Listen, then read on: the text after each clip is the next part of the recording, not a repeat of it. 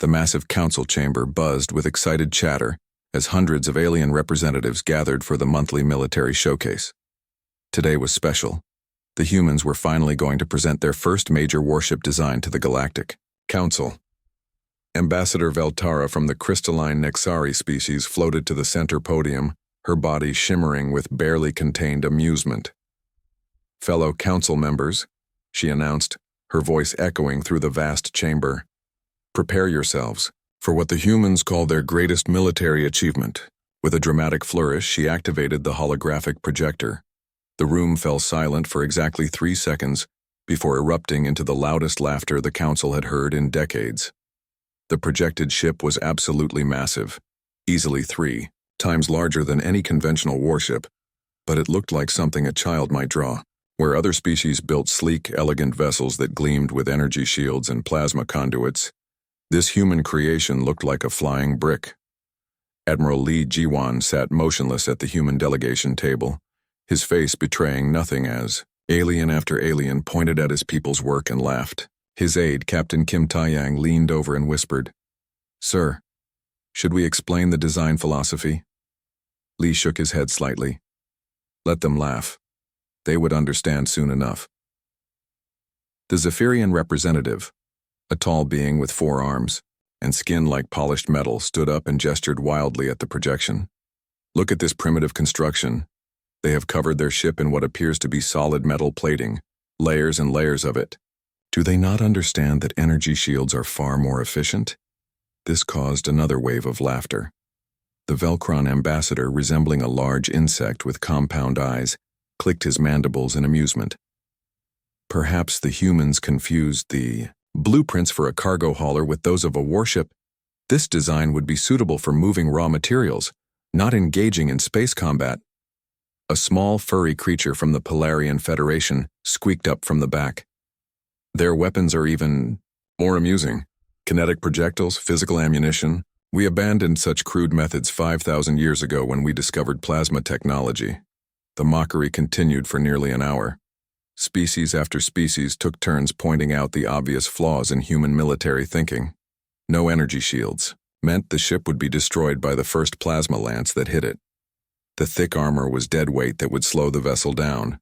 The kinetic weapons were so primitive that most modern ships could simply absorb the impacts with their defensive systems. Ambassador Veltara raised her crystalline hand for silence.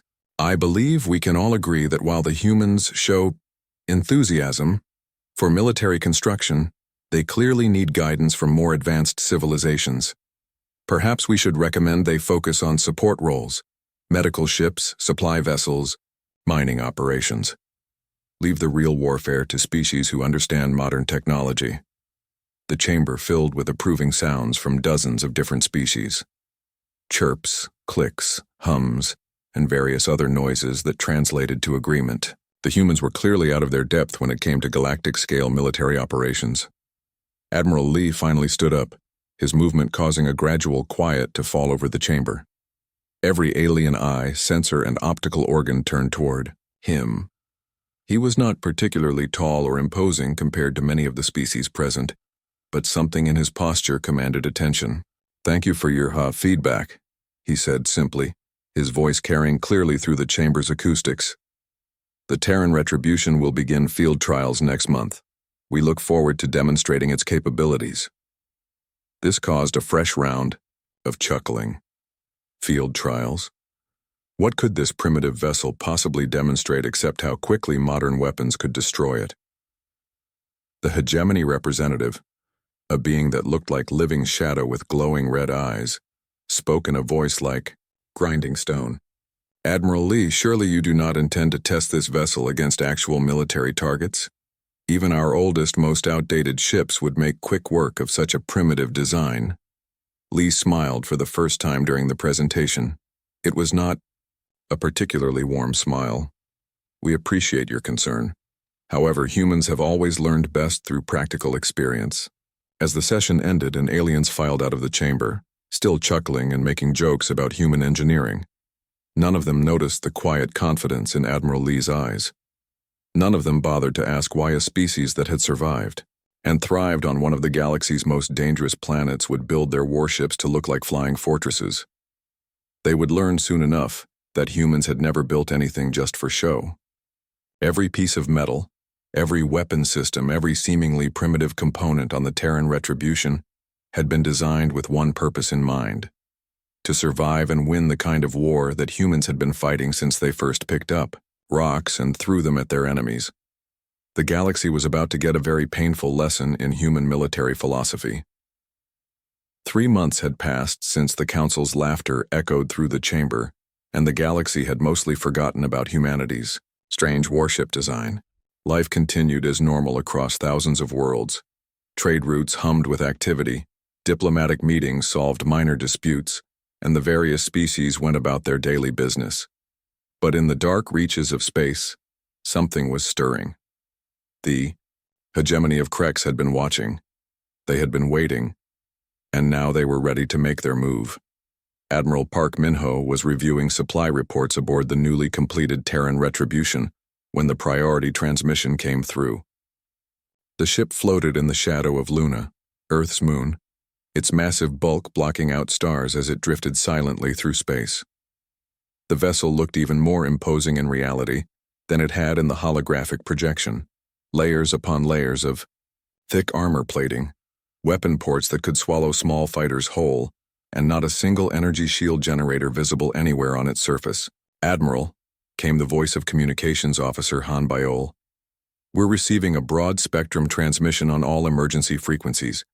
It's addressed to Earth's government and military command." Park set down his datapad and walked to the main communications console. Around him, the bridge crew went about their duties with quiet efficiency. 800 souls called this ship home now, and every one of them had volunteered for what many considered a suicide mission. When Earth had announced they were building Superdreadnoughts instead of following conventional galactic military doctrine, recruitment should have been difficult. Instead, they had 10 times more volunteers than positions available. "Put it through," Park ordered. The main screen flickered to life, revealing a being that looked like it had been carved from living shadow. Red eyes glowed in what might have been a face, and when it spoke, its voice sounded like metal grinding against stone. This was Supreme Commander Vexthul of the hegemony of Krex, the most feared military leader in 3 sectors of space.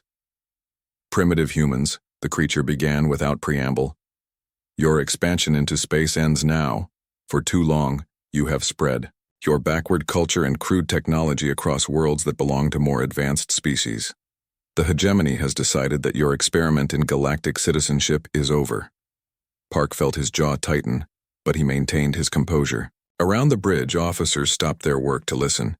This was the moment they had all been preparing for. "You have exactly 72 hours to begin the evacuation of all human settlements beyond your home system," Vexthul continued. "Any humans found on colony worlds after this deadline will be considered hostile combatants and dealt with accordingly. Your military vessels will stand down and await inspection by hegemony forces. Failure to comply with these terms will result in what we call total pacification." The alien's red eyes seemed to stare directly through the screen at Park. "Do not mistake this for negotiation, Admiral. The hegemony has never lost a war. Our plasma lance technology has swept aside 47 different civilizations. Our quantum shielding has never been breached. Your primitive kinetic weapons and metal plating are toys compared to our capabilities." The transmission showed tactical displays of hegemony victories, entire fleets of enemy ships simply vanishing under concentrated plasma fire, planetary defenses crumbling in minutes, whole worlds surrendering rather than face the hegemony's advanced weaponry. "We have studied your laughable Superdreadnought design," Vexthul said with what might have been amusement. The Galactic Council was correct to mock such primitive engineering. A single hegemony destroyer could reduce your flagship to scrap metal in under 10 minutes. We offer these terms not out of mercy, but because exterminating your entire species would require resources better spent elsewhere. Park activated his console and opened a ship-wide communication channel. Every screen throughout the massive vessel displayed his face as he prepared to address his crew. "Ladies and gentlemen," he said quietly, his voice carrying the weight of command earned through decades of service. "I'm sure you've all heard our visitor's generous offer. A few chuckles echoed through the corridors. The hegemony thinks we're primitive. The Galactic Council thinks we're backward. They believe our ships are nothing more than flying scrapyards. He paused, looking out through the bridge's main viewport at the starfield beyond. Earth hung in the distance, a blue marble that held everything humanity had ever known and loved. What they don't understand is that humans have never needed the most advanced technology to win our wars. We've survived ice ages with stone tools. We've conquered diseases with simple medicines. We've explored space with chemical rockets. We don't win because we have the best equipment. We win because we refuse to quit. Park's voice grew stronger, carrying to every corner of the ship where men and women prepared for what might be their final mission. The hegemony wants to see what our Superdreadnoughts can do. They're about to get a demonstration they'll never forget. The edge of the Kepler 442 system had never seen anything like what materialized from hyperspace that day. The hegemony's first fleet emerged in perfect formation, 200 sleek vessels that looked more like works of art than instruments of war. Their hulls shimmered with rainbow energy shields, and plasma conduits glowed like veins of liquid, fire beneath translucent armor. Each ship was a masterpiece of engineering, representing thousands of years of military evolution. Fleet Commander Grixtal stood on the bridge of his flagship, the Void Render, and watched his tactical displays with satisfaction. His fleet had never faced serious resistance. Most species surrendered the moment they saw hegemony vessels approaching their worlds. Those foolish enough to fight lasted minutes at best. "Commander," his tactical officer reported, "we're detecting 4 vessels approaching from the inner system. Configuration matches the human Superdreadnought design from Council intelligence reports." Grixtal's mandibles clicked in amusement. The humans were actually going to fight? With those primitive metal boxes they called warships? This would be over so quickly it would hardly qualify as combat practice. Through his ship's advanced sensors, he could see the approaching human vessels clearly. They looked exactly as ridiculous as the Council projections had suggested. The lead ship, presumably their flagship, was absolutely massive, easily dwarfing his own vessel despite the Void Render being considered a heavy cruiser. But size meant nothing when that bulk was just layers of crude metal plating. The human ships looked like flying asteroids that someone had bolted weapons onto. Their hulls were dark and pitted, scarred from construction, or perhaps from impacts they had already survived. No energy shields flickered around them. No plasma conduits glowed beneath their armor. They just moved through space like giant chunks of rock with engines attached. "Analysis complete, Commander," the science officer reported. "The human vessels show no energy shielding whatsoever. Their hull composition appears to be titanium steel alloys with ceramic composite layers. Primitive but dense. Their weapons are kinetic projectile systems, essentially oversized cannons firing solid ammunition." This caused scattered laughter across the bridge. Solid ammunition? What were they planning to do, throw rocks? "Shall we begin standard engagement protocol?" the tactical officer asked. Grixtal nodded. "Target the lead vessel's propulsion systems. We'll disable them quickly and demonstrate hegemony superiority. I want this broadcast to every human colony so they understand the futility of resistance." The Void Render's main plasma lance arrays, powered up with a sound like distant thunder. Energy coursed through crystalline focusing chambers, building to levels that could melt through planetary crust. Around the flagship, the entire hegemony fleet prepared to fire. 200 of the galaxy's most advanced warships against 4 primitive human vessels. "Fire!" Grixtal commanded. The space between the fleets lit up like a newborn star. Plasma beams thick as city blocks streaked across the void, their brilliant energy capable of vaporizing anything they touched. The concentrated firepower that struck the human flagship would have been enough to destroy a small moon. The Terran Retribution disappeared in a ball of superheated gas and blinding light. For several seconds, sensors couldn't penetrate the energy cloud left by the massive plasma strike.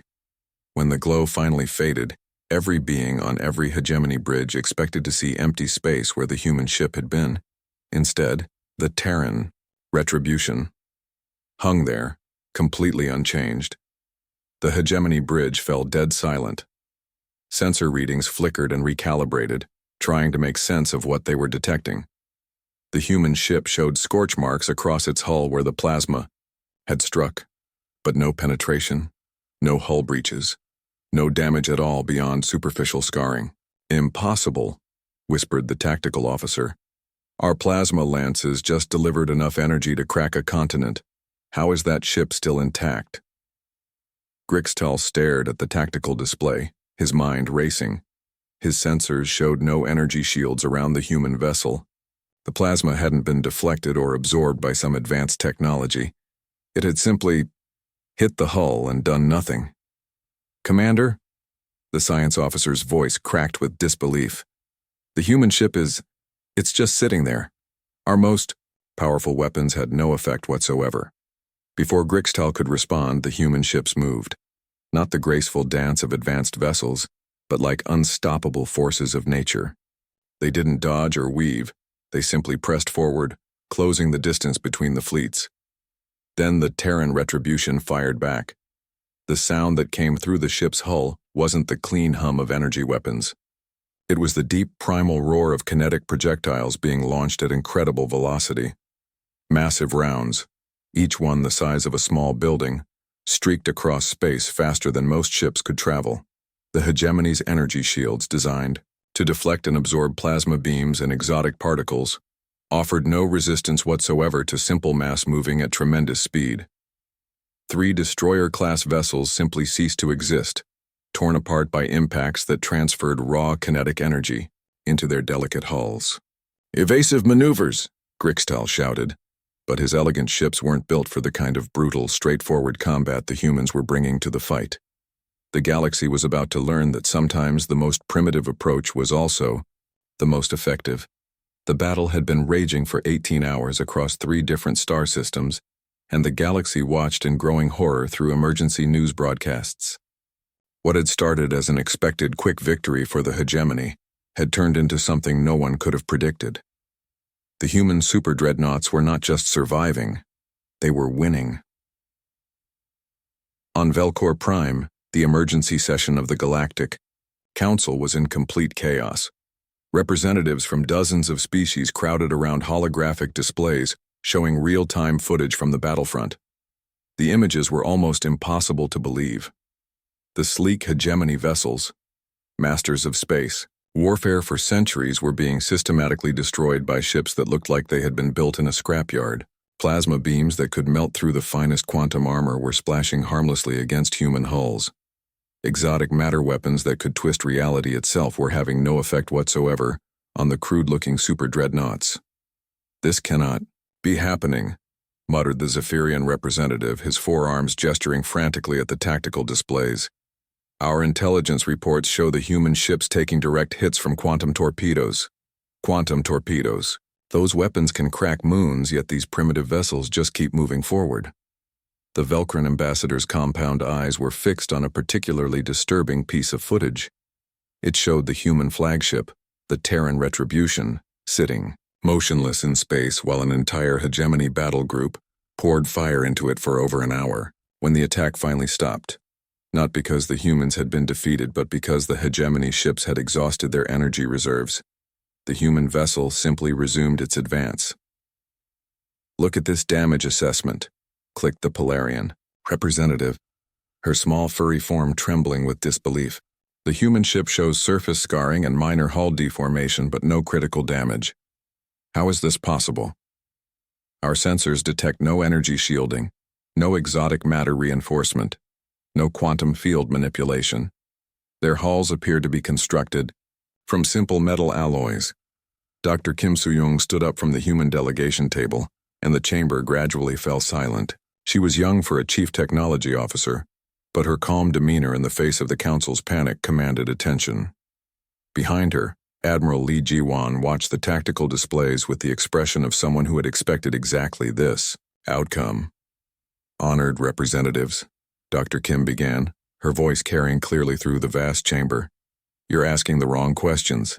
You want to know how our ships can survive your weapons, but what you should be asking is why you never learned to survive ours." She gestured to the main display. which showed a human kinetic round punching through a hegemony cruiser, like it was made of paper. For the past 10,000 years, your civilizations have followed the same technological path. You discovered energy weapons because they're the most efficient way to deliver destructive force across vast distances. You developed energy shields because they're the most efficient way to deflect energy-based attacks. The chamber remained silent, but Dr. Kim could see understanding beginning to dawn on some faces. Others still looked completely baffled. This approach worked perfectly as long as everyone played by the same rules, she continued. Energy versus energy. Advanced technology countering advanced technology. You built an entire military philosophy around this concept. She paused, looking around the chamber at representatives who had dismissed humanity as primitive just months earlier. But humans never had that luxury. We didn't develop in a galaxy full of energy weapons and deflector shields. We developed on a planet where the biggest threat was other humans, and humans have spent their entire history throwing rocks at each other. The Nexari representative's crystalline form shimmered with confusion. Rocks? What do rocks have to do with space warfare? Dr. Kim smiled grimly. Everything. You see, we got very good at two things over our long history. First, we learned how to throw rocks really, really hard. Second, we learned how to build things that could survive having rocks thrown at them. She activated a detailed schematic of human armor plating. Your plasma weapons are impressive, but they're still just directed energy. They heat up our hulls, they cause surface damage, but ultimately they're trying to destroy us by adding energy to our ships. Our armor isn't designed to deflect that energy. It's designed to absorb it and spread it out across the entire structure. The tactical display showed a cross-section view of human armor, layer after layer of different materials, each one designed to absorb and distribute kinetic impact. Every human warship is built like the armor on our ancient tanks, but scaled up and improved over centuries of engineering. We don't need energy shields because our hulls are the shields. But your weapons, protested the hegemony liaison. They're so primitive, simple kinetic projectiles. Simple, yes, Dr. Kim agreed, but effective. Your shields are designed to stop energy weapons, not mass traveling at significant fractions of light speed. When one of our rounds hits your ship, it doesn't matter how advanced your technology is. Physics doesn't care about your energy fields. Mass times velocity equals force, and force wins every time. The chamber fell into stunned silence as the implications sank in. The galaxy's most advanced military powers had been rendered obsolete by the most basic principles of physics, wielded by a species they had dismissed as backwards. The humans hadn't just survived first contact with the hegemony, they had revolutionized space warfare itself. The final phase of what historians would later call the Hegemony War lasted exactly 6 days, 12 hours, and 37 minutes. What made it remarkable wasn't its duration, but its completeness. The Terran Retribution and her 3 sister ships, Unbreakable, Defiant, and Indomitable, had carved through the Hegemony's legendary fleet like ancient battleships engaging wooden sailing vessels. Admiral Park Min-ho stood on the bridge of the Retribution, watching as the last of the Hegemony's outer defense fleets scattered into hyperspace. His ship bore the scars of continuous combat. The hull was blackened and pitted in places where plasma weapons had struck repeatedly, and several sections were still too hot for crew members to enter. But the massive vessel continued to function, exactly as designed. Admiral, reported Navigation Officer Choi Minji, the Hegemony forces have retreated to their core worlds. Intelligence suggests they're consolidating around their 3 fortress planets, Krexhalar, Vorthak, and Zelion Prime. Park nodded grimly. He had hoped the Hegemony would surrender after seeing their fleets destroyed, but their leadership had chosen to make their final stand at their most heavily defended worlds. Each fortress planet was surrounded by orbital defense platforms that could sterilize continents, protected by energy shields that had never been breached, and armed with weapons capable of cracking moons. Set course for Krexhalar, Park ordered. Signal the other ships to maintain formation. We finish this. The journey to the Hegemony's capital world took 3 days. As they traveled, reports flooded in from across the galaxy. Every major news network was covering the conflict, broadcasting Footage that seemed impossible to believe. The primitive human ships that had been mocked by the Galactic Council were systematically dismantling the most feared military force in known space. On worlds across dozens of star systems, beings who had lived in terror of hegemony expansion watched in amazement as their oppressors fled before 4 crude-looking human vessels. Species that had paid tribute for generations suddenly found themselves free as hegemony governors abandoned their posts. When the human fleet finally arrived at Krexhalar, they faced the most heavily fortified planet in the galaxy. Massive orbital platforms surrounded the world like a metallic ring, each one bristling with weapons that had held off entire fleets. Energy shields shimmered between the platforms, creating overlapping fields of protection that had never been penetrated. Incoming. Transmission from the surface, reported Communications Officer Han Buell. Its Supreme Commander Vexthul.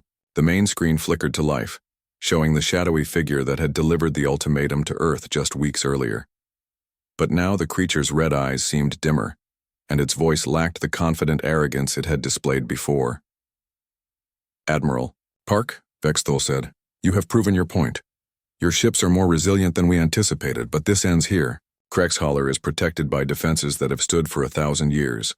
Our orbital platforms have enough firepower to glass entire continents.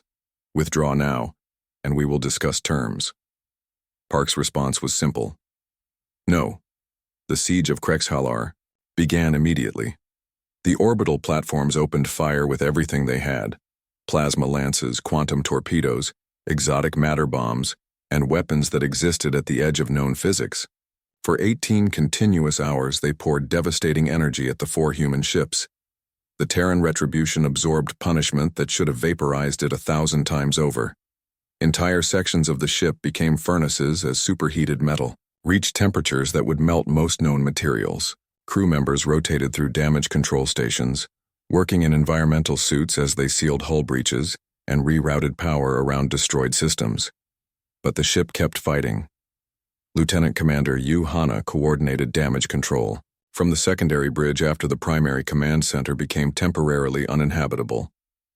"Engineering reports we've lost 40% of our forward armor plating," she called out over the sound of groaning metal. "Hull temperature in sections 7 through 12 is exceeding safe limits. Can we maintain offensive capability?" Park asked, his uniform singed from a plasma conduit that had ruptured nearby. "Yes, sir. Main batteries are still operational." After 18 hours of continuous bombardment, something unprecedented happened. The orbital platforms fell silent, not because they had been destroyed, but because their energy cores were completely drained. The hegemony's ultimate weapons had fired everything they had at the human ships and accomplished nothing more than cosmetic damage. Park walked to the bridge's main viewport and looked out at the battered but functional fleet around him. The Unbreakable had lost her entire forward sensor array. The Defiant was venting atmosphere from multiple hull breaches. The Indomitable looked like she had been through a furnace, but all 4 ships were still fighting. "Signal all vessels," Park ordered quietly. "Prepare kinetic bombardment. Target, the capital city." The Retribution's main guns, massive kinetic cannons that launched projectiles the size of buildings, adjusted their aim toward the planet below. The rounds that fired were different from the ones used against ships. These were designed for planetary bombardment, traveling at 40% of light speed. When they struck Krexhalar's capital, the explosion was visible from 3 star systems away. The kinetic energy release was so massive that it didn't just destroy the city. It cracked the planet's crust and sent shockwaves through the core. Within hours, Krexhalar was nothing more than an expanding field of superheated debris. The galaxy watched in stunned silence as humanity's crude superdreadnoughts accomplished what no conventional fleet had ever managed. One by one, the remaining hegemony fortress worlds met the same fate. Not conquered, not occupied, simply erased from existence by the most basic principles of physics applied with overwhelming force. When Admiral Park finally received the unconditional surrender of the surviving hegemony forces, he broadcast a message that would be remembered across the galaxy for generations. "Humanity doesn't build warships to fight wars. We build them to end wars permanently. Anyone else who wishes to test this principle is welcome to try." The message was received in perfect silence across every world, every space station, and every ship in known space. The age of energy weapon supremacy was over. The humans had changed everything, not through advanced technology or superior intelligence, but through the simple understanding that sometimes the most primitive solution is also the most effective. The Galactic Council chambers, where human engineering had been mocked just months earlier, remained empty for 3 full days. When the representatives finally returned, no one laughed anymore.